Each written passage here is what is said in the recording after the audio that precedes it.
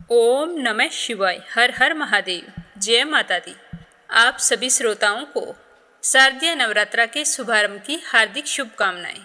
आज आश्विनी माह के शुक्ल पक्ष की प्रतिपदा तिथि और सोमवार है और आज से ही शारदीय नवरात्रा की शुरुआत हो गई है, जो कि माँ दुर्गा को समर्पित है।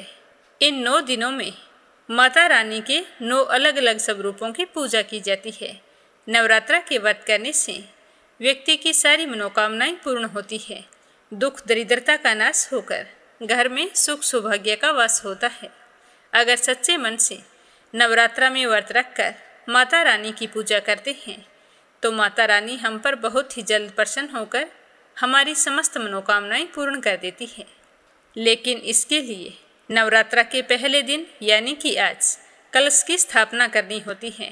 सही तरीके से कलश की स्थापना करें और उसके बाद नियम से सुबह और शाम माता रानी की पूजा करें।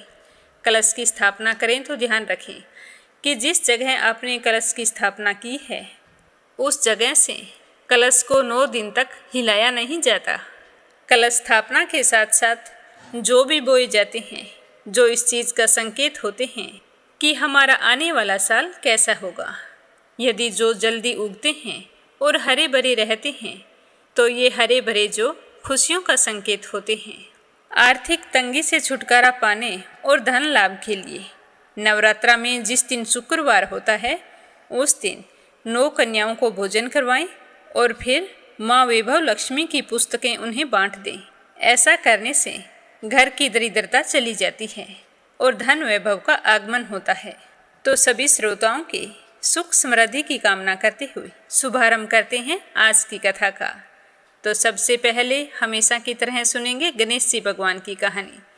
बोलो गणेश गजानन की जय हो। कैलाश पर्वत पर शिव पार्वती का दिव्य निवास था।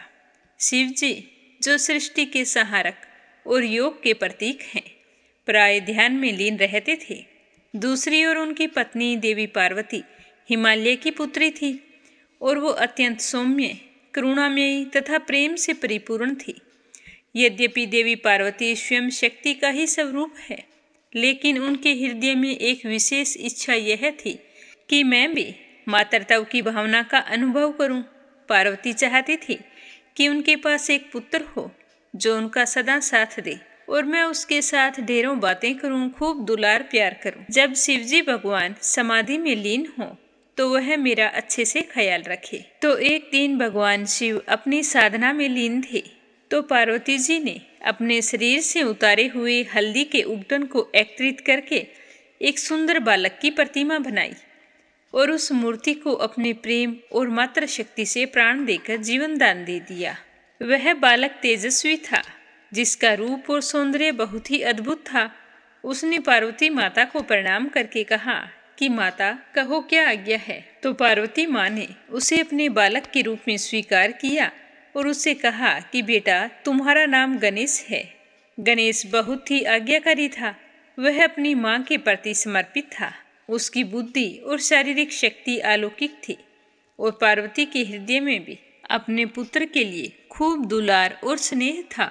तो पार्वती माता कहने लगी कि बेटा मैं स्नान करने जा रही हूँ, तुम दरवाजे पर खड़े हो जाना, किसी को भी अंदर मत आने देना, चाहे वो कोई भी हो। तो गणेश जी ने कहा कि ठीक है माँ, जो आपका आदेश है, कोई भी अंदर नहीं आ पाएगा। तो गणेश जी अपनी माँ के आदेश का पालन करते हुए घर के द्वार पर खड़े हो गए। पूरी निष्ठा और भक्ति के साथ वहीं पर खड़े रहे। उसी समय शिवजी भगवान ध्यान समाप्त करके पार्वती से मिलने कैलाश लौटे। जब शिवजी ने अपने घर के द्वार पर एक छोटे से बालक को पहरा देते हुए देखा तो उन्हें बड़ा ही आश्चर्य हुआ। शिवजी ने उस बालक के पास आकर कहा कि हे बालक, मैं भगवान शिव हूँ, मुझे अंदर जाने दो। तो गणेश जी तो अपनी माँ के आदेश का पालन कर रहे थे, तो वो तो बिना झिझक के बोले कि मुझे माँ का आदेश है, मैं किसी को भी अंदर नहीं जाने दूंगा, चाहे वो कोई भी हो, आपको भी प्रवेश करने की अनुमति नहीं है। तो शिवजी ने समझाने का बहुत प्रयास किया कि मैं तुम्हारा पिता हूँ, पार्वती का पति हूँ, यह मेरा ही घर है, तुम मुझे अंदर जाने दो। लेकिन गणेश जी तो अपने माँ के आदेश से हटने के लिए तैयार नहीं थे। तो उन्होंने पूरी दृढ़ता से कहा कि मैं आपको अंदर नहीं जाने दूंगा। तो उसके इस तरह के बर्ताव को देखकर तो भगवान शिव ने अपने सेवकों को आदेश दिया कि भवन के द्वार पर डटे उस बालक को समझाकर वहां से हटा दो, ताकि मैं अंदर प्रवेश कर सकूं। मुझे बहुत गुस्सा आ रहा है। तो शिव जी के आदेश का पालन करते हुए भगवान शिव के गणों ने गणेश जी को बहुत समझाया, द्वार से हट जाने की विनती की, परंतु गणेश जी तो नहीं माने। उन्होंने शिव गणों को बुरी तरह से पीट कर वापिस भेज दिया। तो शिव जी के गण वापिस आ गए। तो शिव जी ने पूछा कि तुम्हारा यह हाल किसने किया? तो वो बताने लगे कि उस बालक ने हमें बुरी तरह से मारा है। तो भगवान शिव सोचने लगे कि छोटा सा बालक है और इतने गणों को मार पीट कर भगा दिया। तो शिव जी को बहुत ही गुस्सा आ गया और उन्होंने अपने त्रिशूल को उठाया और गणेश जी के पास जाकर उनका सर धड़ से अलग कर दिया। गणेश जी का शरीर निर्जीव होकर धरती पर गिर पड़ा। जब पार्वती स्नान करके बाहर आई तो देखा कि उनके प्रिय पुत्र का सिर कट चुका है और वह निर्जीव पड़ा है। तो उनका हृदय दुख से फट पड़ा। उनका मात्र हृदय यह दृश्य सहन नहीं कर सका और वे जोर जोर से विलाप करने लगी। समस्त सृष्टि उनकी पीड़ा से थरथराने लगी। उनका दुख जल्द ही प्रचंड क्रोध में बदल गया। देवी पार्वती ने अपनी दिव्य शक्तियों को जागृत कर लिया और उनकी क्रोधमयी दृष्टि से संपूर्ण ब्रह्मांड में तबाही मचने लगी। प्रकृति का संतुलन बिगड़ गया और समस्त देवतागण भयभीत हो गए। देवी पार्वती ने घोषणा की कि अगर गणेश को पुनर्जीवित नहीं किया गया तो मैं सारी सृष्टि का विनाश कर दूंगी। तो सारे देवता मिलकर शिवजी के पास गए और विनती करने लगे कि पार्वती का क्रोध किसी तरह से शांत करो, गणेश जी को पुनर्जीवन दान दो, वरना आज तो अनर्थ हो जाएगा। शिवजी को भी अपने किए पर पश्चाताप हो रहा था। तो वो पार्वती के पास जाकर बोले कि पार्वती, मैंने अज्ञानतावश यह गलती कर दी है और अब मैं तुम्हारे पुत्र को पुनर्जीवन दान देने का वचन देता हूँ। यह कहकर शिवजी ने अपने गणों को आदेश दिया कि तुम पृथ्वी पर जाकर देखो कि कोई ऐसा बच्चा जिसकी तरफ उसकी माँ पीठ करके सोई हो, तो उस बच्चे का सर ले आना, उसी से गणेश वापिस जिंदा हो सकता है। तो शिवजी के गण आदेश पाकर पृथ्वी लोक में चले गए। हर जगह देखा, कोई भी माँ अपने बच्चे की तरफ पीठ करके नहीं सोई थी। तो वो निराश होकर वापिस चल पड़े। तो रास्ते में एक घने वन में देखा कि एक हथनी अपने बच्चे की तरफ पीठ करके लेटी थी। तो उस बच्चे का सर काटकर शिवजी के पास ले आई और भगवान शिव ने उस हाथी के बच्चे के सिर को गणेश के शरीर से जोड़ दिया और फिर अपनी दिव्य शक्तियों से उसे जीवन दान दिया। तो गणेश जी पुनः जीवित हो गए, लेकिन अब उनका सिर हाथी का था। पार्वती अपने पुत्र को फिर से जीवित देखकर बहुत ही खुश हुई, परंतु उनके नए रूप को देखकर उन्हें संकोच भी हुआ। वो शिवजी से कहने लगी कि स्वामी, आपने ये क्या किया है? अब मेरे बच्चे को देखकर सारे लोग मजाक बनाएंगे कि देखो, हाथी का सर लगा है। तो पार्वती की बात सुनकर शिवजी बोले कि देवी पार्वती, यह केवल तुम्हारा पुत्र नहीं है, ये मेरा भी पुत्र है। मैं गणेश की अदम्य भक्ति और निष्ठा को पहचान गया हूँ। मेरा आशीर्वाद है कि हमारा पुत्र सारे जगत के लिए पूजनीय होगा। हर शुभ कार्य में इसकी सबसे पहले पूजा की जाएगी। कोई भी शुभ कार्य गणेश को याद किए बिना शुरू नहीं होगा। यह सब विघ्नों को हरने वाला, सब बाधाओं को दूर करने वाला होगा। सारे देवता भी इसकी पूजा करेंगे। हर शुभ कार्य में गणेश का नाम सबसे पहले लिया जाएगा। इस प्रकार गणेश जी को गणों का अधिपति गणपति के रूप में सम्मानित किया गया। उन्हें ज्ञान, विवेक और बाधाओं को दूर करने वाले देवता के रूप में पूजा जाने लगा। उनके हाथी का सिर प्रतीक बना बुद्धिमत्ता और विवेक का। उनका विशाल पेट समस्त संसार के सुख दुख को धारण करने की क्षमता का प्रतीक बना।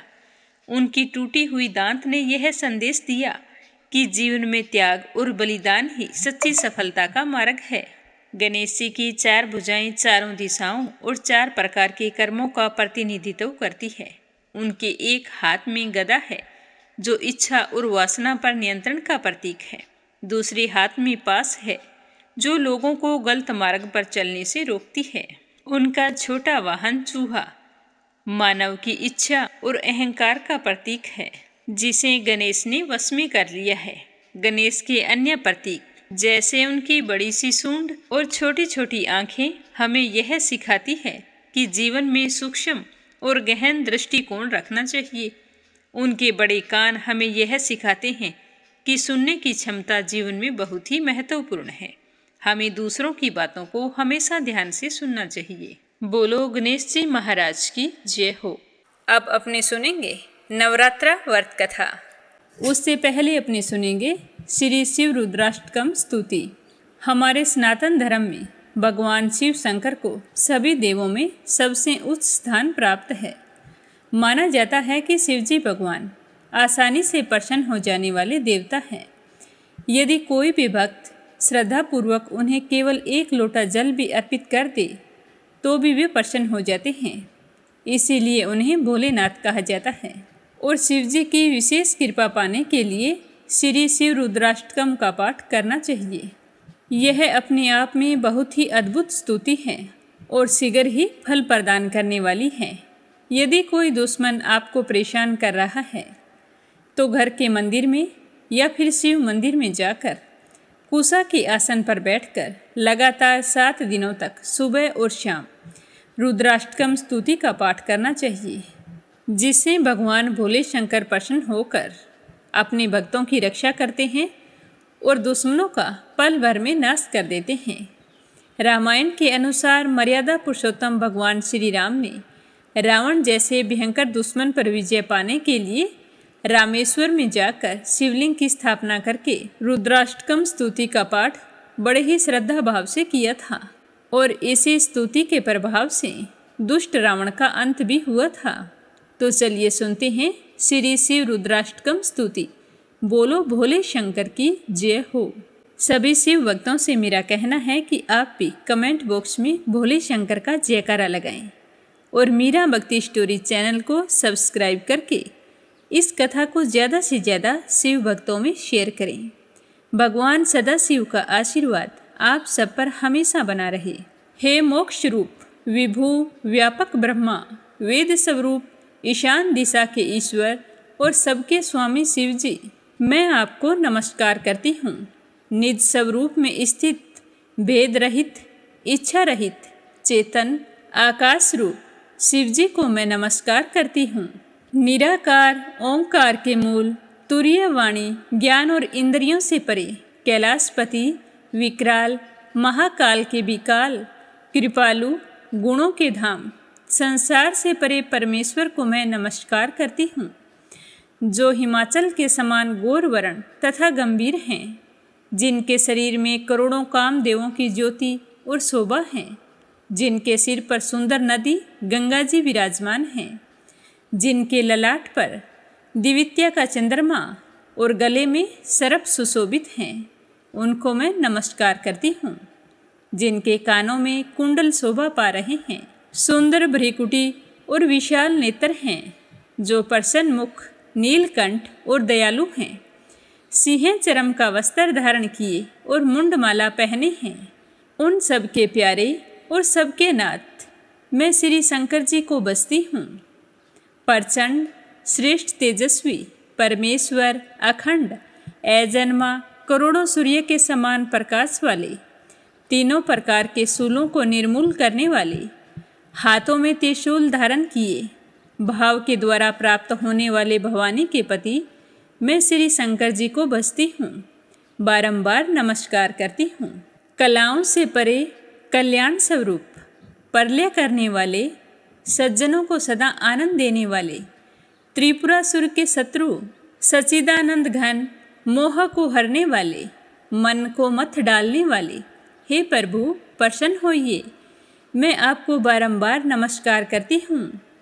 जब तक मनुष्य श्री पार्वती जी के पति के चरण कमलों को नहीं बसते हैं, तब तक उन्हें ना तो इस लोक में ना ही परलोक में सुख शांति मिलती है और ना ही उसके कष्टों का नाश होता है।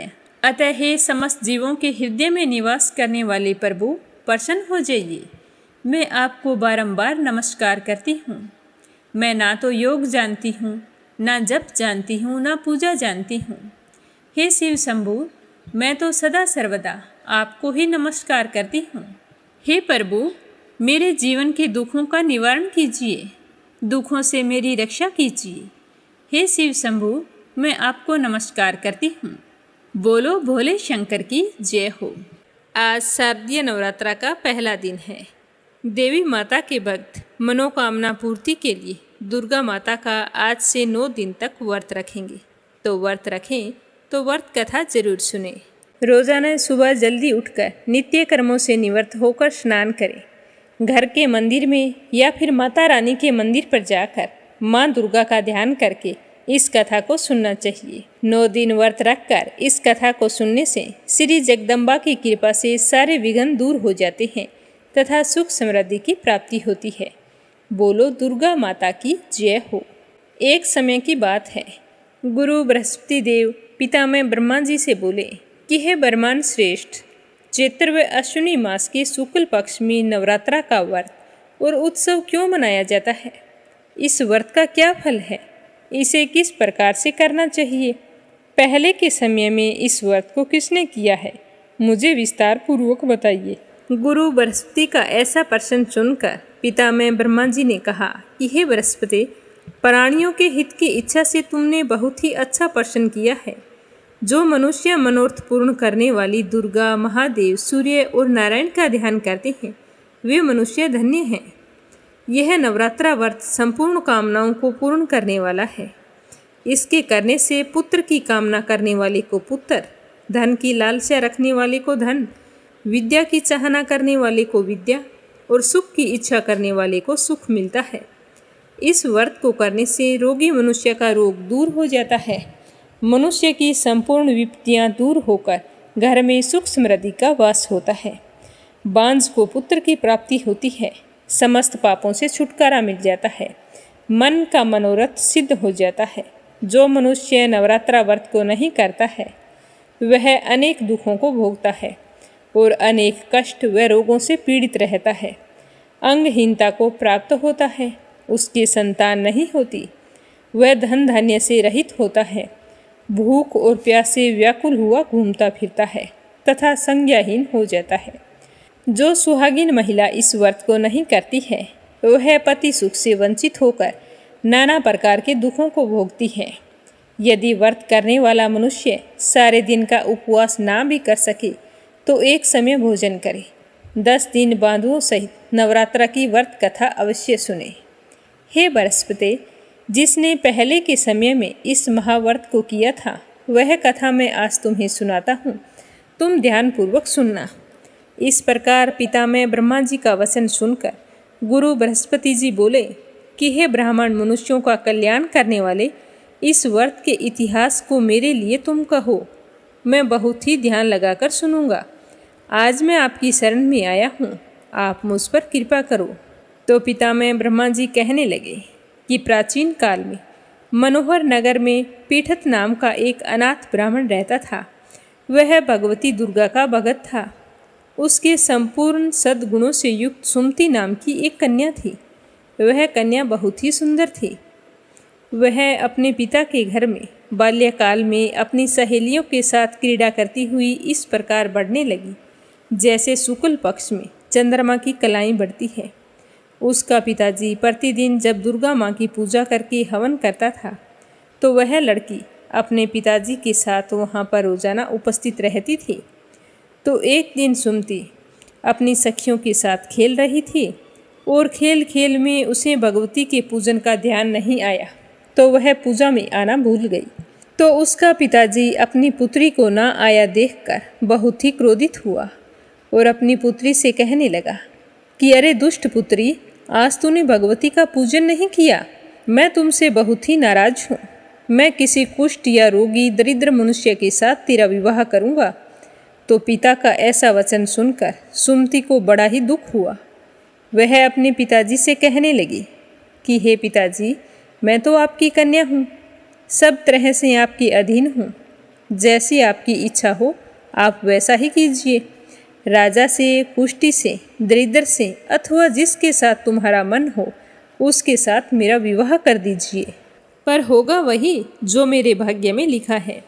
मेरा तो अटल विश्वास है कि जो जैसा कर्म करता है, कर्मों के अनुसार उसे वैसा ही फल प्राप्त होता है, क्योंकि कर्म करना मनुष्य के अधीन है, पर फल देना ईश्वर के अधीन है। तो इस तरह की बातें सुनकर जैसे अग्नि में घी डालो तो वो भड़क उठती है, उसी प्रकार उस कन्या के निर्भयता से कहे हुए वचन सुनकर उसका पिताजी क्रोधित हो गया और अपनी कन्या का विवाह एक कुष्ठी व्यक्ति के साथ कर दिया और अत्यंत क्रोधित होकर पुत्री से कहने लगा कि अरे ओ पुत्री, तुम अपने कर्म का फल भोगो। मैं भी तो देखता हूँ कि भाग्य के भरोसे रहकर तुम क्या करती हो और क्या खाती हो। तो पिताजी के ऐसे कटु वचनों को सुनकर सुमति मन में विचार करने लगी कि मैं बड़ी दुर्भागिनी हूँ जिसे ऐसा पति मिला है। इस तरह वह अपने दुख का विचार करती हुई अपने पति के साथ वन में चली गई और डरावने कुशायुक्त उस निर्जन वन में उन्होंने वह रात बड़े ही कष्ट से व्यतीत की। उस गरीब बालिका की ऐसी दशा देखकर देवी भगवती उसके पूर्व जन्म के पुण्य प्रभाव से प्रसन्न होकर प्रकट होकर सुमति से कहने लगी कि हे दीन ब्राह्मणी, मैं तुमसे बहुत ही प्रसन्न हूँ। तुम जो चाहो वरदान मांग सकती हो। तो भगवती दुर्गा का यह वचन सुनकर सुमति कहने लगी कि आप कौन हैं और मुझसे प्रसन्न क्यों हैं। तो सुमति का ऐसा वचन सुनकर देवी ने कहा कि मैं आदि शक्ति भगवती हूँ और मैं ही ब्रह्म विद्या व सरस्वती हूँ। प्रसन्न होने पर प्राणियों का दुख दूर करके उनको सुख प्रदान करती हूँ। हे सुमति, मैं तुझ पर तेरे पूर्व जन्म के पुण्य प्रभाव से बहुत ही प्रसन्न हूँ। मैं तुम्हें तुम्हारे पूर्व जन्म का वृतांत सुनाती हूँ। तुम अपने पहले के जन्म में एक भील की पत्नी थी, अति पतिव्रता थी। एक दिन की बात है, तेरे पति निषाद ने चोरी की। चोरी करने के कारण तुम दोनों को सिपाहियों ने पकड़ लिया और ले जाकर जेल खाने में डाल दिया। अब तुझे और तेरे पति को भोजन नहीं दिया और ना ही पीने के लिए पानी दिया। उन दिनों में नवरात्रा चल रहे थे, तो 9 दिन तक तुम और तुम्हारे पति ना तो भोजन किया और ना ही जल ग्रहण किया। इस तरह तुमसे अनजाने में 9 दिन तक नवरात्रा के व्रत हो गए।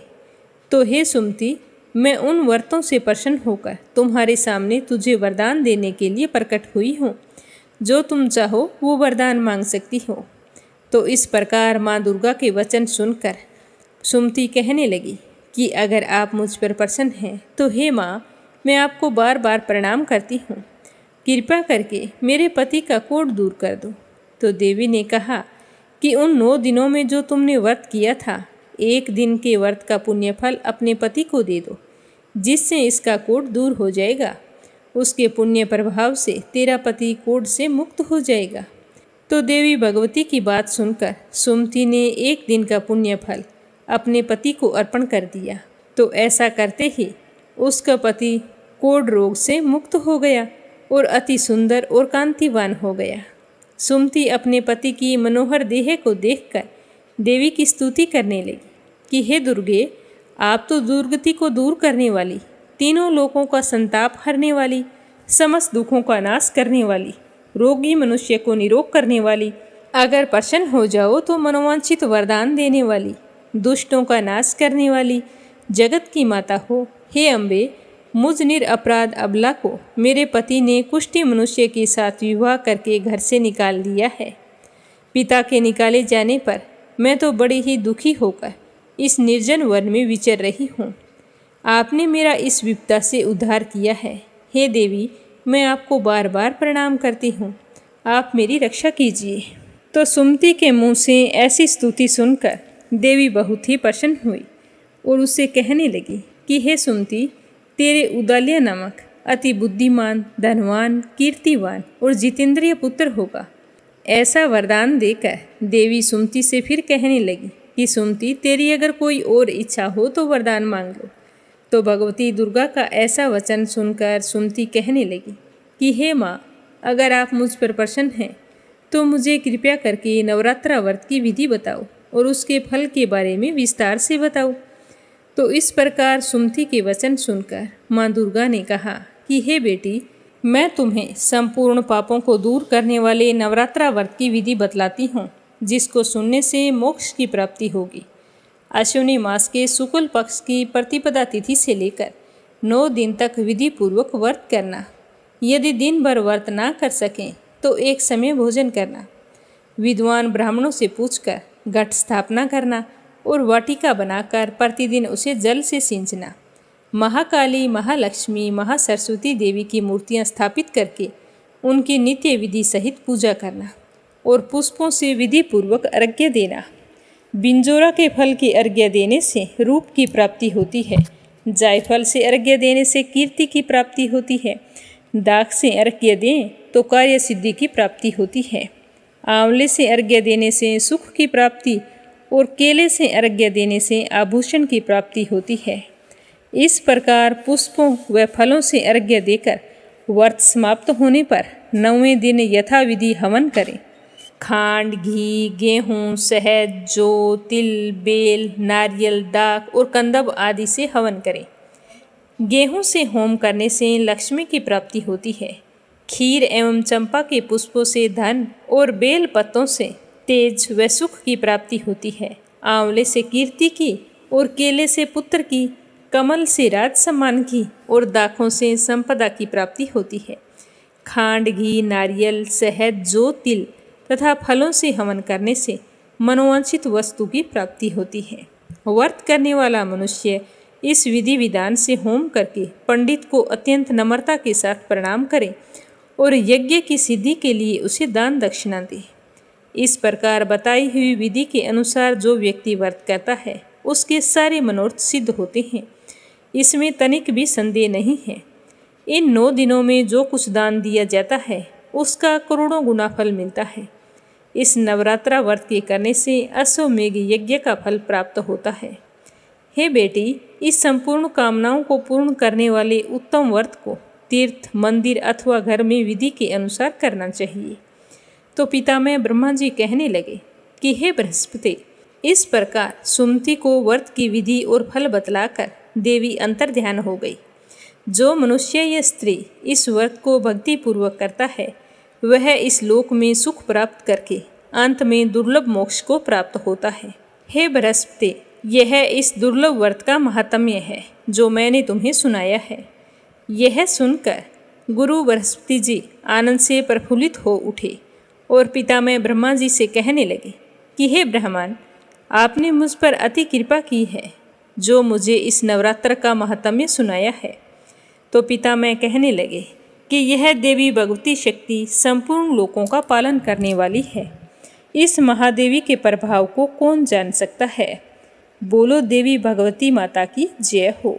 हे माँ दुर्गा, नवरात्रा के व्रत की कथा कहने में, सुनने में अगर कोई भूल चूक हो गई हो तो हमें क्षमा करना और अपनी कृपा दृष्टि हम सब पर हमेशा बनाए रखना। श्री दुर्गा सप्तशती पाठ का पहला अध्याय। वैसे तो दुर्गा सप्तशती का पाठ किसी भी समय भय, पीड़ा मुक्ति एवं विजय प्राप्ति के लिए किया जाता है, परंतु नवरात्रि में दुर्गा सप्तशती के पाठ की अपार महिमा धर्म ग्रंथों में वर्णित है। क्या आपको पता है कि दुर्गा सप्तशती में 700 मंत्र हैं जो पराशक्ति दुर्गा की महिमा का वर्णन कर साधक की मनोकामनाओं को पूर्ण करते हैं। दुर्गा सप्तशती का पाठ मनोवांछित फल प्रदान करता है और इसकी आवृत्तियां महान से महान संकटों को दूर करती है। धर्म शास्त्रों के अनुसार श्री दुर्गा सप्तशती का अनुष्ठान पूर्वक पाठ करने से अभीष्ट फल की प्राप्ति होती है। जिस प्रकार यज्ञ में अश्वमेघ यज्ञ, देवताओं में भगवान श्री हरि विष्णु श्रेष्ठ हैं, उसी प्रकार समस्त स्त्रोत आदि की अपेक्षा दुर्गा सप्तशती पाठ श्रेष्ठ है। यह भुक्ति मुक्तिदायक और पावन से भी पावन है। श्री दुर्गा सप्तशती का पाठ 100 बार करने से सभी सिद्धियों की प्राप्ति होती है। दुर्गा सप्तशती के पाठ की 3 आवृत्तियां करने पर संकटों की शांति होती है और 5 बार पाठ करने से ग्रह दोषों की शांति होती है। 7 बार करने से महाभय का निवारण होता है। दुर्गा सप्तशती की 9 आवृत्तियां व्यक्ति के प्राण संकट से मुक्त और शांति प्रदान करती है और 11 बार पाठ करने से राजा की कृपा यानी कि सरकार द्वारा सुख सुविधा ऐश्वर्य की प्राप्ति कराती है। दुर्गा सप्तशती की 12 आवृत्तियाँ काम्य सिद्धि एवं शत्रुओं का नाश करती है। दुर्गा सप्तशती का 14 बार पाठ करने से शत्रु को वश में कराती है। दुर्गा सप्तशती का 15 बार सुख और श्री प्रदान कराती है। दुर्गा सप्तशती की 16 आवर्ती पुत्र पौत्र धन धान्य की उपलब्धि प्रदान करती है। और दुर्गा सप्तशती का 17 बार पाठ करके व्यक्ति को राजदंड के भय से मुक्त हो जाता है और 18 बार पाठ करने वाले बैर रखने वालों को हरा देता है। श्री दुर्गा सप्तशती की 20 आवर्ती महासंकट से मुक्ति दिलाती है और 25 आवर्ती किसी भी प्रकार के बंधन से साधक को मुक्त करती है। दुर्गा सप्तशती का पाठ 100 बार यानी कि 100 आवर्ती दुस्साध्य रोग की शांति, हर प्रकार के भय का निवारण, त्रिविध उत्पात से रक्षा, विपत्तियों का नाश, धन लक्ष्मी की वृद्धि और अंत में मोक्ष की प्राप्ति सुगम करती है, अर्थात समस्त सिद्धियों को प्रदान करने वाली है। श्री दुर्गा सप्तशती 108 बार आवर्ती 100 अश्वमेघ यज्ञ फलों की प्राप्ति के साथ मनोकामना पूर्ण करती है। इसी प्रकार से दुर्गा सप्तशती के पाठ की सहस्त्र आवर्तियाँ स्थिर लक्ष्मी की प्राप्ति, अभीष्ट सुख, भोग पूर्वक परम मोक्ष की उपलब्धि का साधन है। देवी भक्त दुर्गा सप्तशती के पाठ को श्रद्धा पूर्वक कर जीवन में चमत्कारी परिवर्तन को अनुभव कर सकते हैं। तो आज अपने सुनते हैं श्री दुर्गा सप्तशती के पहले अध्याय का पाठ। प्रथम अध्याय का पाठ करने से हर प्रकार की चिंता दूर हो जाती है। इस अध्याय के अंदर मेधा ऋषि का राजा सूरत और समाधि को देवी की महिमा बताते हुए मधु कैटव वध का प्रसंग सुनाया गया है। तो ध्यान पूर्वक सुनना और शुरू करने से पहले कमेंट बॉक्स में जय माता दी जरूर लिखना। बोलिए दुर्गा माता की जय हो। महर्षि मार्कंडेय जी बोले कि सूर्य के पुत्र सावर्णी की उत्पत्ति की कथा विस्तार पूर्वक कहता हूँ, ध्यान पूर्वक सुनो। सावर्णी महामाया की कृपा से जिस प्रकार मनवंतर के स्वामी हुए उसका भी हाल सुनो। पहले के समय में सुआरोचिस नामक राज्य था। वह प्रजा को अपने पुत्र के समान मानते थे, तो भी कोला विध्वंसी राजा उनके शत्रु बन गए। दुष्टों को दंड देने वाले राजा सूरत की उनके साथ लड़ाई हो गई। कोला विध्वंसियों की संख्या में कम होने पर भी राजा सूरत युद्ध में उनसे हार गए। तब वह अपने नगर में आ गई। अब उनके पास सिर्फ अपना ही राज्य बचा था और उसी देश के राजा होकर राज्य करने लगे, किंतु उनके शत्रुओं ने उन पर वहां भी हमला कर दिया। राजा को बलहीन देखकर उसके दुष्ट मंत्रियों ने राजा की सेना और खजाना अपने अधिकार में कर लिया। राजा सूरत अपने राज्य अधिकार को हारकर शिकार खेलने के बहाने घोड़े पर सवार होकर वहां से एक भयंकर वन की ओर चल पड़े। उसी वन में उन्होंने महर्षि मेधा का आश्रम देखा। वहां महर्षि मेधा अपने शिष्यों तथा मुनियों से सुशोभित बैठे हुए थे और वहां कितने ही हिंसक जीव परम शांति भाव से रहते थे। तो राजा सूरत ने महर्षि मेधा को प्रणाम किया और महर्षि ने भी उनका उचित सत्कार किया। राजा सूरत महर्षि के आश्रम में कुछ समय तक ठहरे रहे। अपने नगर की ममता के आकर्षण से राजा अपने मन में सोचने लगे कि पूर्व काल में पूर्वजों ने जिस नगर का पालन किया था वह आज मेरे हाथ से निकल गया है। मेरे दुष्ट एवं दुरात्मा मंत्री मेरे राज्य का ना जाने क्या हाल कर रहे होंगे। मेरे नगर की धर्म से रक्षा कर रहे हैं या नहीं कर रहे। मेरा प्रधान हाथी जो सदा मद की वर्षा करने वाला और सूरवीर था, वो आज मेरे दुश्मनों के हाथों में है। ना जाने बेचारा किस तरह के दुख भोग रहा होगा। मेरे आज्ञाकारी नौकर जो मेरी कृपा से धन और भोजन पाने से सदैव सुखी रहा करते थे और सदैव मेरे पीछे पीछे चलते थे, अब वह निश्चय ही दुष्ट राजाओं का अनुसरण करते होंगे। ना चाहते हुए भी उन्हें वो काम करने पड़ रहे होंगे जो वो कभी करना ही नहीं चाहते थे। मैंने जो इतनी मुश्किल से धन इकट्ठा किया था उसे मेरे दुष्ट और दुरात्मा मंत्री मिलकर सारे खजाने को खत्म कर देंगे। तो इस प्रकार बहुत सी बातें सोचता हुआ राजा लगातार दुखी रहने लगा। एक दिन राजा सूरत ने महर्षि मेधा के आश्रम के निकट एक वेश्या को देखा।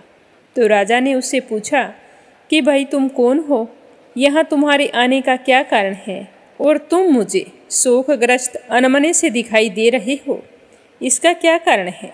तो राजा के वचन सुनकर उस वेश्या ने महाराज को प्रणाम करके कहा कि महाराज, मेरा नाम समाधि है। मैं धनियों के कुल में उत्पन्न हुआ एक वेश्या हूँ। मेरी पत्नी बहुत ही दुष्ट है और वैसे ही मेरे पुत्र हैं। उन्होंने धन के लोभ में मेरा सारा धन छीन लिया है और मुझे घर से बाहर निकाल दिया। तो मैं इसी तरह दुखी होकर इस वन में चला आया हूँ और यहीं पर रहता हूँ। मैं इस बात को भी नहीं जानता कि अब घर पर सारे कुशल मंगल हैं या नहीं हैं। यहाँ पर मैं अपने परिवार का आचरण संबंधी कोई समाचार भी नहीं पा सकता कि घर में इस समय सारे कुशल पूर्वक हैं या नहीं हैं। मैं अपने पुत्रों के संबंध में यह भी नहीं जानता कि वो सदाचारी है या दुराचार में फंसे हुए हैं। तो राजा बोले कि जिस धन के लोभी स्त्री पुरुषों ने तुम्हें घर से निकाल दिया है, फिर भी तुम्हारा चित्त उनसे प्रेम क्यों करता है?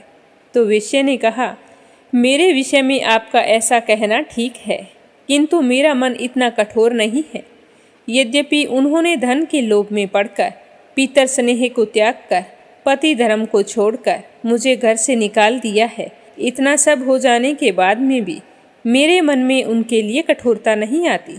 हे महामते, मेरा मन फिर भी उन्हीं में क्यों फंस रहा है? इस बात को जानता हुआ मैं यह जान नहीं पा रहा हूँ कि मेरा चित्त उनके लिए हमेशा दुखी क्यों रहता है। मैं तो उनके लिए लंबी लंबी सांसें ले रहा हूँ। उन लोगों में प्रेम तो नाम का नहीं है, फिर भी ऐसे निस्नेहियों के लिए मेरा हृदय कठोर नहीं हो रहा है। क्या कारण हो सकता है? तो बताते हुए महर्षि मार्कंडेय जी ने कहा कि हे ब्राह्मण, इसके पश्चात महाराज सूरत और वह वेश्य दोनों महर्षि मेधा के पास गई और उनके साथ यथा योग्य न्याय संभाषण करके दोनों ने वार्ता शुरू की। राजा बोले कि हे भगवान, मैं आपसे एक बात पूछना चाहता हूँ, सो आप कृपया करके मुझे बताइए। मेरा मन अधीन नहीं है, इससे मैं बहुत दुखी हूँ। राज्य धन आदि की चिंता अब भी मुझे सता रही है और मेरी यह ममता अज्ञानियों की तरह बढ़ती ही जा रही है। और यह समाधि नामक वेश्या भी अपने घर से अपमानित होकर आया है। इसके स्वजनों ने इसका त्याग कर दिया है। स्वजनों का त्यागा हुआ भी उनसे हार्दिक प्रेम रखता है और हर समय उन्हीं की बात करता है, उन्हीं की चिंता में रहता है। इस तरह हम दोनों ही दुखी हैं। हे महाभाग, उन लोगों के अवगुणों को देखकर हम दोनों के मन में उनके लिए ममता जनित आकर्षण उत्पन्न हो रहा है। हमारे ज्ञान रहते हुए भी ऐसा क्यों है? अज्ञानी मनुष्यों की तरह हम दोनों में यह मूर्खता क्यों है? तो महर्षि मेधा बोले कि विषम मार्ग का ज्ञान सब जंतुओं को है। सबों के लिए हित विषय पृथक पृथक होता है। कुछ प्राणी दिन में नहीं देखते और कुछ रात को नहीं देखते, परंतु कई जीव ऐसे होते हैं जो दिन तथा रात दोनों में देख सकते हैं। यह सत्य है कि मनुष्यों में ज्ञान प्रदान है, किंतु केवल मनुष्य ही ज्ञानी नहीं होता। पशु पक्षी आदि सभी ज्ञान रखते हैं। जैसे यह पशु पक्षी ज्ञानी है, वैसे ही मनुष्यों का ज्ञान है, और जो ज्ञान मनुष्यों में वैसे ही पशु पक्षियों में है, तथा अन्य बातें भी दोनों में एक जैसी पाई जाती है। ज्ञान होने पर भी इन पक्षियों की ओर देखो, जो अपने भूख से पीड़ित बच्चों की चोंच में कितने प्रेम भाव से अन्न के दाने डालते हैं। हे राजन, ऐसा ही प्रेम मनुष्यों में अपनी संतान के प्रति भी पाया जाता है। लोभ के कारण अपने उपकार का बदला पाने के लिए मनुष्य पुत्रों की इच्छा करते हैं और इस प्रकार मोह के खड्डे में गिरा करते हैं। भगवान श्री हरि की जो माया है, उसी से यह संसार मोहित हो रहा है। इसमें आश्चर्य की कोई बात नहीं है, क्योंकि वह भगवान विष्णु की योग निद्रा है। यह माया ही तो है जिसके कारण संसार मोह में जकड़ा हुआ है। यही महामाया भगवती देवी ज्ञानियों के चित्त को बलपूर्वक खींचकर मोह में डाल देती है। उसी के द्वारा संपूर्ण जगत की उत्पत्ति होती है। यही भगवती देवी प्रसन्न होकर मनुष्यों को मुक्ति प्रदान करती है। यही संसार के बंधन का कारण है तथा संपूर्ण ईश्वरों की स्वामिनी है। महाराज सूरत ने पूछा कि भगवान, वह देवी कौन सी है जिसको आप महामाया कहते हैं? हे ब्राह्मण, वह कैसे उत्पन्न हुई और उसका कार्य क्या है? उसके चरित्र कौन कौन से हैं? प्रभु, उसका जैसा प्रभाव हो, जैसा स्वरूप हो, सब कुछ मुझे कृपा करके बताइए। मैं आपसे सुनना चाहता हूँ। तो महर्षि मेधा बोले कि राजन, वह देवी तो नित्य स्वरूपा है, उसके द्वारा यह संसार रचा गया है, तब भी उसकी उत्पत्ति अनेक प्रकार से होती है। वह सब आप मुझसे सुनो, मैं तुम्हें बताता हूँ।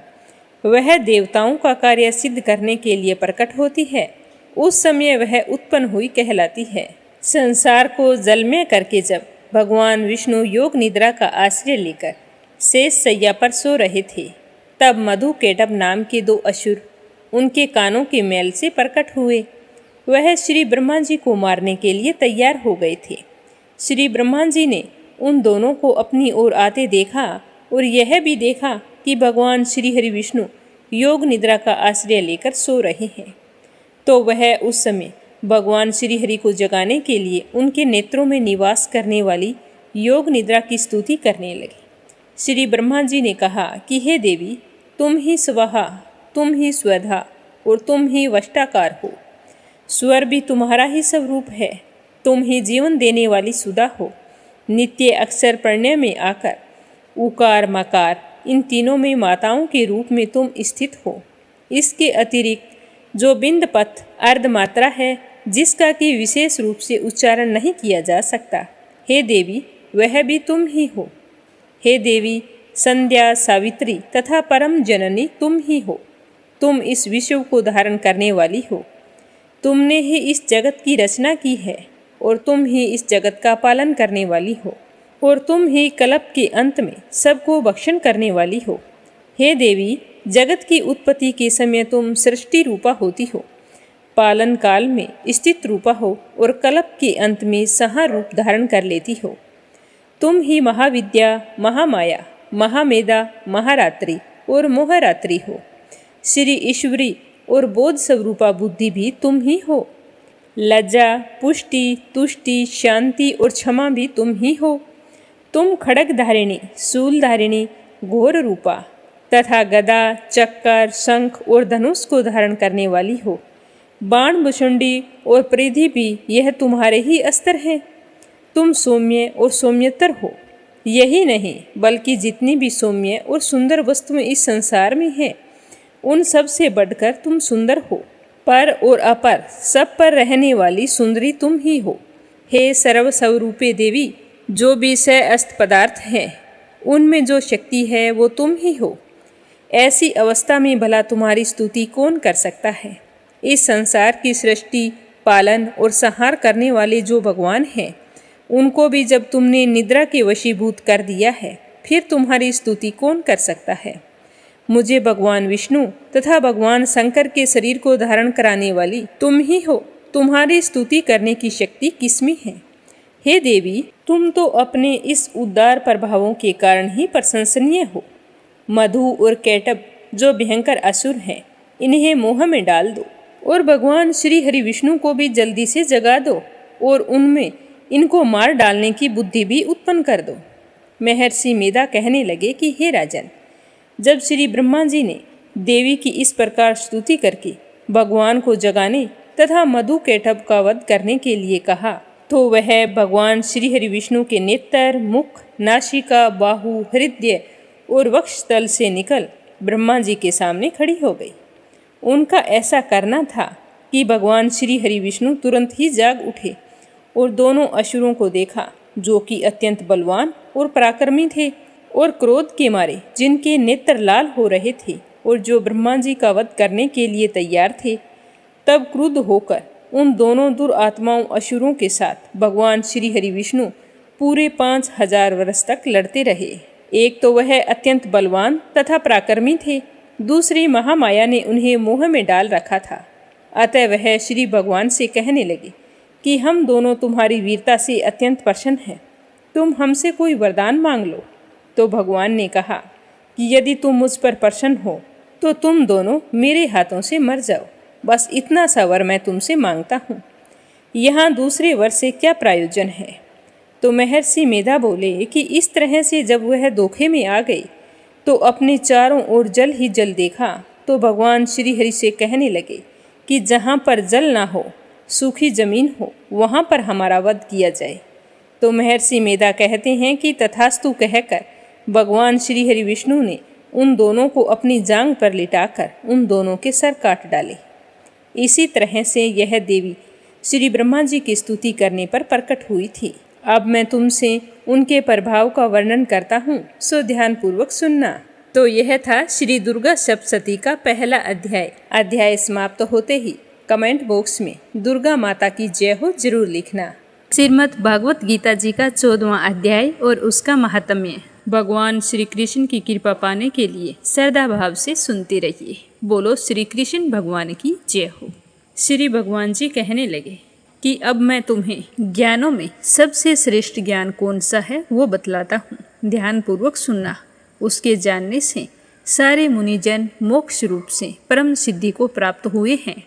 इस ज्ञान की सहायता से मेरे स्वरूप को प्राप्त हुए लोग सृष्टि के समय जन्मते नहीं हैं और प्रलय काल में भी कष्ट नहीं पाते। हे भारत, परम ब्रह्मा मेरी योनि है। मैं उसमें गर्भ को रखता हूँ और उसमें भूतों की उत्पत्ति होती है। हे कुंती पुत्र, सब गर्भों में जो मूर्तियाँ उत्पन्न होती है उनका उत्पत्ति स्थान प्रकृति है और मैं बीज देने वाला पिता हूँ। महाबाहु प्रकृति से उत्पन्न सतव, रज और तम तीनों गुण देह में रहने वाले निर्विकार आत्मा को बांध लेते हैं। हे अनग, इनमें तत्व निर्मल होने के कारण प्रकाशक और निरूप द्रव है जो प्राणी को सुख और ज्ञान के साथ बांधता है। हे कुंती पुत्र, रागात्मक कार जो गुण से तृष्णा और आसक्ति उत्पन्न होती है जो प्राणी को कर्म के साथ बांधती है। तमोगण की उत्पत्ति अज्ञान से है। यह भ्रम, आलस्य, निद्रा से प्राणी को बांधता है और मोह से फंसाता है। हे भारत, सतव सुख उत्पन्न करता है, रज क्रम पैदा करता है, तुम सब ज्ञानों को ढककर प्रमाद पैदा करता है। हे भारत, सतव गुण रज और तम को दबाकर बढ़ता है। इसी प्रकार रज सतव और तम को और तम सतव को तथा रज को दबाकर बढ़ना चाहता है। इस देह में इंद्रियों द्वारा जब ज्ञान का प्रकाश उत्पन्न हो तब समझिए कि सतव गुण में विशेष वृद्धि हुई है। हे भारत, रजोगुण की वृद्धि में लोभ, कर्मों में प्रवृत्ति, कर्मों का आरंभ, अशांति और गुण की इच्छा उत्पन्न होती है। हे कुरुनंदन, तमोगुण की प्रबलता में अविवेक, अनुधम, प्रमाद और मोह ये सब होते हैं। जब देह को सतगुण के उदय में मृत्यु प्राप्त होती है तो वह ज्ञानियों के समय प्रकाश में लोक पाता है। रजोगुण के उदय में मरकर कर्मों में आसक्त मनुष्यों में जन्म लेता है और तमोगुण के उदय में मरा हुआ मूढ़ योनि में जन्म पाता है। सात्विक पुण्य कर्म का फल भी सात्विक कलंक रहित रहता है। राजस कर्म का फल दुख और तामस कर्म का फल अज्ञान है। सतव से ज्ञान उत्पन्न होता है, रज से लोभ, तम से प्रमाद, मोह और ज्ञान की उत्पत्ति होती है। सात्विक पुरुष को उत्तम, राजस को मध्यम और अधम तामसी लोगों को नीच गति प्राप्त होती है। जो दृष्टि गुणों से अलग अर्थात निर्गुण साक्षी मात्र आत्मा को जान लेता है वह मेरे स्वरूप को पाता है। जो देह शरीर में उत्पन्न होने वाले सतव, रजव, तम इन तीनों गुणों को जीत लेता है वह जन्म, बुढ़ापा और रोग से छूटकर मुक्ति पाता है। अर्जुन ने पूछा कि हे प्रभु, कैसे मालूम हो कि अमुक मनुष्य ने तीनों गुणों को पार कर लिया है? उसका क्या बर्ताव होगा? किन उपायों से वह तीनों गुणों को त्यागता है? हे पांडव, प्रकाश, प्रवृत्ति और मोहन होने से जो दुखी ना हो और निवृत्ति होने में उनकी इच्छा ना करे, उदासीन मनुष्य के समान जिसको सब दुख समान है और गुणों के कर्म ही रहते हैं, यह जानकर जो निश्चित रहता है और वो कभी विचलित नहीं होता, जिसको सुख दुख, मिट्टी पत्थर, सोना, प्रिय अप्रिय, निंदा और स्तुति समान है, जो धीर है, जिसने सभी बखेड़े छोड़ दिए हैं, उसे गुणा अतीत कहते हैं। जो अनन्य भक्ति से मुझे पूजता है वह इन तीनों गुणों को जीतकर ब्रह्मा धाम को पाता है, क्योंकि ब्रह्मा का और विकार रहित मोक्ष का, सनातन धर्म का और अखंड सुख का भंडार मैं ही हूँ। इसी के साथ 14वां अध्याय समाप्त हुआ। अब अपने सुनते हैं इसका महात्म्य। बोलो लक्ष्मीपति नारायण की जय हो। श्री नारायण जी कहने लगे कि हे लक्ष्मी, उत्तर देश कश्मीर के सरस्वती क्षेत्र में एक विद्वान रहता था। वहाँ के राजा सूर्यवर्मा की संगल द्वीप के राजा के साथ बड़ी ही प्रीति थी। एक समय राजा ने संगल द्वीप को बड़े ही जवाहर, हीरे मोती और बहुत ही बड़ी ज़्यादा कीमत के घोड़े भेजे थे तब कश्मीरी राजा ने मन में विचार किया कि उसने तो इतना सारा भेजा है, मैं उसे क्या भेजूं। तो एक दिन अपने मंत्री से पूछा कि हम उन्हें क्या भेजें। तो मंत्री ने कहा कि जो वस्तु ना हो उस चीज़ को भेजना अच्छा होता है। तो राजा ने कहा कि और तो सारी वस्तुएं हैं, एक शिकारी कुत्ते वहाँ पर नहीं हैं, वह भेज देता हूँ। तो सोने की जंजीरों से बांधकर मखमल गद्दों की डोलियों में बैठाकर कुत्ते संगलदीप पहुँचा दिए। यह देखकर राजा बड़ा ही प्रसन्न हुआ और कहा कि यह शिकारी कुत्ते यहाँ नहीं थे जो मेरे मित्र ने भेजे हैं, उसका बहुत भला हो, अब हम तो शिकार खेला करेंगे। तो ऐसा करते करते कई दिन गुजर गए। एक दिन राजा शिकार खेलने के लिए चला और शिकार खेलने वाले साथ चल पड़े। संगलदीप के राजा ने दूसरे राजाओं के साथ शर्त बांधी कि जिसका कुत्ता शिकार मार गिराए सो वह ले ले। जब सब राजाओं ने अपने कुत्ते छोड़े तो एक सुसिया वहाँ से निकल पड़ा। तो सारे कुत्ते उस खरगोश के पीछे दौड़ पड़े। वह खरगोश दौड़ता दौड़ता दूर निकल गया, कुत्ते पीछे ही रह गए। संगलदीप के राजा का कुत्ता था, उसने खरगोश को पकड़ लिया। तो लोगों ने अचानक से शोर मचाया। तो कुत्ता तो हैरान परेशान हो गया और उसकी पकड़ से खरगोश छूट गया।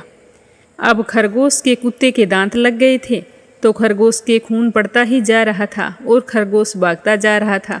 कुत्ते उसके पीछे पीछे भाग रहे थे। भागते भागते कुत्ते पीछे रह गए और खरगोश भागता हुआ एक कच्चे तालाब जो पानी से भरा हुआ था उसमें कूद गया। उसके तट पर एक कुटिया थी, वहाँ पर एक साधु रहता था। तो सवान भी उसके पीछे गिर गया। इतने में राजा भी घोड़ा दौड़ा कर वहाँ पर पहुँच गया। देखा तो दोनों मरे पड़े थे और देवदेही पाकर बैकुंठ को चल पड़े। राजा को देखकर उन्होंने कहा कि हे राजन, तुम धन्य हो, तुम्हारे प्रताप से ही हमने देवदेही पाई है। तो राजा ने पूछा कि यह कैसे हुआ। तो उन दोनों ने कहा कि ये तो हम नहीं जानते, इस जल को छूने से ही हमें यह देवदेही मिली है। तो राजा ने कहा कि धन्य भाग मेरे जो तुम्हारा उद्धार हुआ। इतना कहकर वो बैकुंठ को गए। तो राजा ने देखा कि वहाँ पर एक संत जी की कुटिया थी। तो राजा कुटिया में जाकर संत जी को नमस्कार किया और पूछने लगे कि हे संत जी, मुझे बताओ कि यह कौतुक आश्चर्य कैसे हुआ, क्या आपने देखा था। तो संत जी ने कहा कि हाँ, मैंने देखा था। सुसिया और सवान दोनों का इस जल के स्पर्श करने से उद्धार हो गया। तो राजा ने कहा कि यह जल कैसा है। तो उस संत ने कहा कि हे राजन, मेरा गुरु यहाँ रहता है, नित्य स्नान करके गीता जी के 14वें अध्याय का पाठ किया करता है। मैं भी यहाँ स्नान करके गीता का पाठ करता हूँ। तो राजा ने कहा कि धन्य हो संत जी, आपके प्रताप से ऐसे योनियों का उद्धार हुआ है और मेरे भाग्य भी धन्य हैं जो मुझे आपके दर्शन हुए हैं। तो संत ने कहा कि तुम कहाँ के हो राजा, हमें बताओ। तो राजा ने कहा कि मैं तो संगलदीप का राजा हूँ। हे संत जी, मुझे इन दोनों की पिछले जन्म की कथा सुनाओ। तो संत जी कहने लगे कि हे राजन, यह जो सुसिया है पिछले जन्म में ब्राह्मण था, यह अपने जन्म में भ्रष्ट हुआ था। यह कुतिया है, ये इसकी पत्नी थी। इसने अपनी पत्नी को खूब खिंचाया तो इसकी पत्नी ने इसे जहर देकर मार डाला। जब दोनों मरकर यमलोक गए तब धर्मराज ने हुक्म दिया कि इस ब्राह्मण को सुसिया का जन्म दो और इसकी पत्नी को कुतिया का जन्म दो। तब इन दोनों ने पुकार कर कहा कि महाराज, हमारा उद्धार कैसे होएगा। तब धर्मराज ने कहा कि जब श्री गीता जी के 14वें अध्याय का पाठ करने वाले संतों के स्थान पर जल का स्पर्श तुम्हें होगा तो तुम्हारा उद्धार हो जाएगा। तो इस तरह इन्होंने खरगोश और कुतिया की योनि पाई और धर्मराज के कहे अनुसार आज इनका उद्धार हो गया है। तब राजा नमस्कार करके अपने घर चला गया और अपने पंडित जी को बुलाकर कहा कि मुझे भी नित्य प्रतिदिन गीता जी के 14वें अध्याय का पाठ सुनाना। तो पंडित जी 14वें अध्याय का पाठ सुनाने लगा। नित्य प्रतिदिन सुनने से राजा का भी उद्धार हुआ। राजा अपनी देह त्याग कर बैकुंठ को गया। इस तरह श्री नारायण जी ने कहा कि हे लक्ष्मी, यह 14वें अध्याय का माहात्म्य है। जो भी श्रद्धा भाव से इसे सुनता है वह अपने जीवन के समस्त सुखों का भोग करके अंत में बैकुंठ धाम को जाता है। तो ये था 14वां अध्याय और उसका माहात्म्य। अब अपने सुनते हैं लपसी और तपसी की कहानी। बोलो लपसी तपसी की जय हो। बहुत पुराने समय की बात है। एक गांव में एक ब्राह्मण परिवार रहा करता था। उसमें पति पत्नी के अलावा उनके 2 बच्चे थे। एक बेटा था, एक बेटी थी। ब्राह्मण दंपति बहुत ही सरल स्वभाव के थे। समय मिलने पर प्रभु का स्मरण किया करते थे। उनकी बेटी बहुत ही संस्कारी और सुशील थी, लेकिन उनका बेटा आवारा किस्म का था। वह कोई काम धाम नहीं करता और ना ही कभी अपने माँ बाप का कहना मानता था। समय के साथ दोनों बहन भाई बड़े हो गए। बहन की शादी कर दी गई, पर भाई का वही हाल था। उसके माँ बाप ने उसे समझाया कि बेटा, अब हम वृद्ध हो चले हैं, तुम कोई काम किया करो, लेकिन उस पर उनकी बातों का कोई असर नहीं होता था। तो एक दिन ब्राह्मणी अपने पति से कहने लगी कि स्वामी, आप बिल्कुल काम छोड़ दीजिए। जब घर में कुछ भी नहीं होगा तो यह अपनी जिम्मेदारी समझेगा और काम पर लग जाएगा। तो ब्राह्मण ने दूसरे दिन से काम पर जाना छोड़ दिया। तो यह देखकर उनके बेटे ने कोई काम नहीं किया और चोरी करने चला गया। आते जाते राहगीरों को लूट लेता और उसी से अपने घर का गुजारा किया करता था। तो उसकी लूटने और चोरी करने की आदत से सारे गांव वाले उसे लपसी कहने लगे। तो लपसी की इस हरकत से उसके माँ बाप बहुत ही दुखी रहते थे, पर वह किसी की सुनने के लिए तैयार नहीं था। इसी तरह समय बीतता गया। एक दिन की बात है कि लपसी एक पीपल के पेड़ पर बैठा था। तभी शिव पार्वती जा रहे थे। पार्वती माता गहनों से लदी हुई थी। तो लपसी उन्हें देखकर सोचने लगा कि सूरत के कितने गहने हैं, आज ये सारे के सारे लूट लूँगा तो मुझे कई महीनों तक चोरी नहीं करनी पड़ेगी। तो वह लूटने के इरादे से पीपल की ओट में होकर बैठ गया। जैसे ही शिव पार्वती वहाँ से जाने लगे तो लपसी एकदम से शिव पार्वती के सामने आकर कहने लगा कि जल्दी से जितने सारे गहने पहन रखे हैं उतार दो। तो पार्वती माता कहने लगी कि तुम चोरी क्यों करती हो, तुम्हें पता है चोरी करना पाप है। तो लपसी कहने लगा कि क्या करूं, घर पर मेरे माँ बाप हैं, मेरी एक भांजी है, उनके लिए दोनों समय भोजन की व्यवस्था कहाँ से करूं, मुझे कोई काम तो आता नहीं है। तो लपसी की बात सुनकर पार्वती माता कहने लगी कि तुम जो चोरी करके पाप करते हो, इस पाप का भागी कौन बनेगा। तो लपसी कहने लगा कि मेरे घर वाले सारे बनेंगे। तो पार्वती माता कहने लगी कि कोई नहीं बनेगा, पाप के भागी केवल तुम बनोगे। तो लपसी कहने लगा कि मैं लूट खोस कर उन्हीं के लिए लेकर जाता हूँ, तो पाप के भागी तो उन्हें बनना ही पड़ेगा। तो लपसी की बात सुनकर पार्वती माता ने हंसकर कहा कि हम यहीं पर बैठे हैं और तुम अपने घर जाओ, अपने घर वालों से पूछो कि कोई तुम्हारे पाप का भागी बनेगा क्या। तो यह सुनकर लपसी भागा भागा अपने घर आया और अपनी माँ के पास गया और कहने लगा कि माँ, मैं चोरी करके लाता हूँ, राह चलते राहगीरों को लूटता हूँ, तुम्हारे लिए ही तो करता हूँ। तो तुम मुझे एक बात बताओ, चोरी करने से जो पाप लगता है तो आप मेरे पाप के भागी बनोगे। तो लपसी की बात सुनकर उसकी माँ कहने लगी कि बेटा, मैंने तो तुमसे नहीं कहा कि तुम चोरी करके लाओ, तुम कमा कर लाओ, हमें तो 2 वक्त की रोटी चाहिए, मैं तो तुम्हारी पाप की भागी नहीं बनूंगी। तो माँ के मुंह से इस तरह की बात सुनकर लपसी तो हैरान हो गया।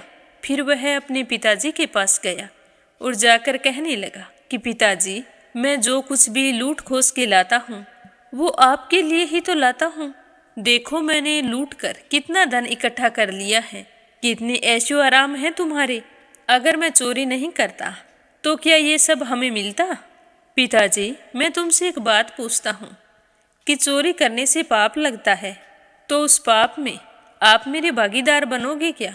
तो लपसी की बात सुनकर उसके पिताजी कहने लगे कि बेटा, मैंने नहीं कहा कि तुम चोरी करके लाओ, तुम कमा कर लाओ, मैं तुम्हारे पाप का भागी नहीं बनूंगा। तो माँ बाप के मुंह से इस तरह की बात सुनकर वह बहुत ही उदास हुआ और सोचने लगा कि मैं कितने महीनों से चोरी कर रहा हूँ, ना जाने मुझ पर कितना पाप चढ़ गया है, और ये तो बोल रहे हैं कि पाप के भागी हम नहीं बनेंगे, तो अब क्या होगा। तो वह बड़े ही दुखी मन से शिव पार्वती से मिलने के लिए चल पड़ा। जैसे ही घर से बाहर निकलने लगा तो उसकी छोटी सी भांजी दरवाजे पर खेल रही थी। उसे पता नहीं था कि पाप पुण्य क्या होता है। तो वो कहने लगी कि मामा, पाप की भागी मैं बनूंगी। तो उसके इस तरह कहते ही लपसी ने उसे गोद में उठाया और चल पड़ा। शिवजी भगवान और पार्वती माता के पास जाकर कहने लगा कि घर वालों ने पाप का भागी बनने से मना कर दिया है और एक यही है जो पाप की भागी बनने को तैयार है। फिर लपसी बड़े ही दीन स्वर में कहने लगा कि हे भगवान, मैं समझ गया हूँ कि चोरी करना पाप है। आज तक जो मैंने काम किया वो बहुत ही गलत था, लेकिन अब मैं इसका प्रायश्चित करना चाहता हूँ। अब तुम ही बताओ, मुझे मेरे पापों से मुक्ति कैसे मिलेगी। तो उसकी बात सुनकर शिव पार्वती बहुत ही खुश हुए और लपसी को कच्चे सूत का एक छोटा सा गोला देते हुए कहा कि लपसी, ये सूत लो और इस पीपल के चारों ओर परिक्रमा लगाओ। जब यह सूत समाप्त हो जाएगा तब तुम्हारे सारे पाप नष्ट हो जाएंगे। तो यह सुनकर लपसी बहुत ही खुश हुआ। सोचने लगा कि छोटा सा गोला है, अभी लपेट कर घर चला जाऊंगा, उसके बाद में कभी कोई पाप नहीं करूंगा। फिर उसने अपनी बांजी को कंधे पर बैठाया और पीपल की परिक्रमा लगानी शुरू कर दी। अब भगवान का वह सूत खत्म कहाँ होने वाला था। लपसी चक्कर लगाता गया पर वह सूत खत्म नहीं हुआ। चक्कर लगाते लगाते 1 महीने, 6 महीने, साल, पूरे 12 साल बीत गए पर वह सूत खत्म नहीं हुआ। 12 साल बाद एक बार फिर शिव पार्वती जी वहाँ से गुजर रहे थे तो पार्वती माता ने कहा कि स्वामी, चलो लपसी को चलकर देखते हैं। तो शिवजी कहने लगे, वो चोरी करने वाला, लूटने वाला कब का चला गया होगा। तो पार्वती माता कहने लगी कि नहीं स्वामी, चलकर देखने में क्या जाता है, चलो एक बार देखते हैं। तो शिव पार्वती जी जैसे ही पीपल वृक्ष के पास आए तो देखा कि लपसी तो अब भी चक्कर लगा रहा है। वहाँ चारों ओर गहरी खाई हो गई है और लपसी की बड़ी बड़ी दाढ़ी, मूंछें, नाखून बढ़ गए हैं। तो यह देखकर पार्वती माता ने कहा कि देखो स्वामी, आप तो कह रहे थे कि वो कब का ही चला गया, देखो इसके मन में सच्ची भक्ति है। तो पार्वती की बात सुनकर शिवजी ने कहा कि चलो अभी देख लेता हूँ। तो यह कहकर शिवजी ने एक सोने का कड़ा लपसी के आगे फेंक दिया। तो लपसी ने झट से उसके ऊपर पैर कर लिया। फिर अचानक से उसका ध्यान शिव पार्वती जी की ओर गया तो वो हाथ जोड़कर कहने लगा कि भगवान, अब तो मेरे पाप समाप्त हो गए होंगे, आप मुझे यहाँ से जाने की आज्ञा दीजिए। आपका यह सूत अभी तक खत्म नहीं हुआ है। तो शिवजी भगवान ने कहा कि तुम्हारे पाप कर्म भी अभी तक पूरे नहीं हुए हैं। तो शिवजी की बात सुनकर लपसी कहने लगा कि भगवान, मुझे पूरे 12 वर्ष हो गए हैं आपकी भक्ति करते करते, और अब भी आप मुझ पर शक कर रहे हैं। तो शिवजी ने कहा कि अपना पैर उठाओ। तो जैसे ही लपसी ने अपना पैर उठाया तो उसके पैर के नीचे सोने का कड़ा था। तो यह देखकर लपसी शर्मिंदा हो गया और कहने लगा कि प्रभु, गलती हो गई, मुझे माफ़ करो, आगे से मैं ऐसी गलती कभी नहीं करूँगा। तो शिवजी कहने लगे कि नहीं लपसी, तुम्हारा पाप ऐसे पूरा नहीं हो सकता। अब तुम्हें 12 वर्ष तक और इसी तरह परिक्रमा करनी होगी, उसी के बाद तुम्हारे पाप समाप्त होंगे। यह कहकर शिव पार्वती वहाँ से चले गए और वह फिर से पीपल के पेड़ की परिक्रमा करता रहा। करते करते 12 साल बीत गए। 12 साल बाद में शिव पार्वती जी वहाँ पर आए तो उन्होंने देखा कि आज भी वो वहीं पर चक्कर लगा रहा है। तो शिवजी ने फिर उसके सामने सोने की अंगूठी फेंकी पर उसने कोई ध्यान नहीं दिया। तो शिवजी भगवान प्रसन्न होकर कहने लगे कि हे लपसी, आज से तुम मेरी तपस्या करके तपसी बन गए हो। मैं तुम्हें वरदान देता हूँ कि तुम अपने जीवन में सारे सुखों को प्राप्त करेगा। और तूने 24 बरस तक मेरी भक्ति की है, इसका फल भी तुझे अवश्य मिलेगा। जो भी औरत गाय और कुत्ते की रोटी नहीं बनाएगी, उसका पुण्य फल तुम्हें मिलेगा। आंगन लीप कर दहलीज नहीं लीपेगी तो उसका पुण्य फल भी तुझे ही मिलेगा। अगर हमारे घर की बहन बेटी को हम सूट, तीवल या साड़ी भेंट स्वरूप देते हैं तो साथ में मोली का धागा और कुछ रुपये नहीं देंगे तो उसका पुण्य फल भी तुम्हें ही मिलेगा। अगर कोई दिए से दिया जलाएगा तो उसका पुण्य फल भी तुम्हें ही मिलेगा। अगर व्रत और पूजा पाठ में सारी कहानी सुन ले और तुम्हारी कहानी ना सुने तो उसका पुण्य फल भी तुम्हें ही मिलेगा। कहा जाता है कि तभी से सुबह पहली रोटी गाय की और सुबह की अंतिम रोटी छोटी बनाई जाती है और शाम को अंतिम रोटी बड़ी बनाई जाती है जो कुत्ते की होती है। और दिए से दिया भी नहीं जलाया जाता और घर की बहन बेटियों को सूट और तीवल के साथ भेंट स्वरूप कुछ रुपए भी जरूर दिए जाते हैं। और उसी दिन से हर व्रत कथा के बाद में लपसी तपसी की कहानी जरूर सुनी जाती है और कथा समाप्त होने पर कहा जाता है कि लपसी का फल लपसी को मिले, तपसी का फल तपसी को मिले। हमारी पूजा पाठ का, हमारे व्रत का और हमारी कहानी का पुण्य फल हमें मिले। बोलो लपसी तपसी की जय हो। तो ये थी लपसी और तपसी की कहानी। लपसी तपसी दो भाई नहीं थे। लपसी और तपसी एक ही आदमी का नाम था। लूट कर लाता था, इसीलिए उसे लपसी के नाम से पुकारते थे और फिर भगवान की तपस्या करने के कारण उसे तपसी के नाम से जाना जाने लगा। बोलो लपसी तपसी की जय हो। अब अपने सुनते हैं प्यारे श्रोताओं के नाम। आज का पहला कमेंट संजय, सोनिया, हिताक्षी, दीपेश, मयंक हरियाणा से। दूसरा है अपराजिता मीना श्रीवास्तव नेपाल से। और तीसरा है श्रीमती यशोदा उड़ीसा से। सरला रानी करणपुर से। प्रिया रणवीर देसवाल, पवनी देसवाल, वरदान देसवाल मेरठ से। नीलम जायसवाल हैदराबाद से। रवि सैनी, सीमा सैनी मलियाना से। आशा शर्मा, विष्णु, ज्योति, अंशु भीलवाड़ा से। रुक्मणी शर्मा अंबाला से। मयूर गुजरात से। राधा रोहिला दिल्ली से। यूएन तिवारी, इंदिरा तिवारी लखनऊ से। मीनू वालिया दिल्ली से। मीरा अग्रवाल बंगाल से। निर्मला सिसोदिया दिल्ली से। किरण पानीपत से। संजू सैनी, सुनीता सैनी सेखाड़ा से। बीनू मेहरा दिल्ली से। हेमलता, मनोज, जतिन, नंदिनी अलीगढ़ से। संगीता अग्रवाल, कमला देवी अग्रवाल दुलिया महाराष्ट्र से। श्यामवती, सुषमा, विष्णु हरियाणा से। अंजना, सरस्वती, आर्यन, उद्धव आचार्य नेपाल से। सीमा जोशी, रवि कुमार जोशी दिल्ली से। शीला सिन्हा, मीरा श्रीवास्तव, ममता श्रीवास्तव, माला छम्मा जौनपुर से। चंद्रकांता दिल्ली से। वंदना वर्मा इंदौर से। श्रीचंद यादव गया बिहार से। सुनीता रानी मेरठ से। श्रीमती शर्मा अलीगढ़ से। सुदेश नागपाल करनाल से। नर बहादुर पाल भागीरथी पाल नेपाल से। यमलाल पांडे, पवित्रा पांडे, गौरव पांडे, गंतव्य पांडे नेपाल से। सरोज अग्रवाल जबलपुर से। संजीव कंसल, कविता कंसल, हितेश कंसल, आरुष कंसल, रानी कंसल मुजफ्फरनगर से। सुनीता पवार, कृषु पवार मध्य प्रदेश से। कृष्ण यादव हैदरपुर दिल्ली से।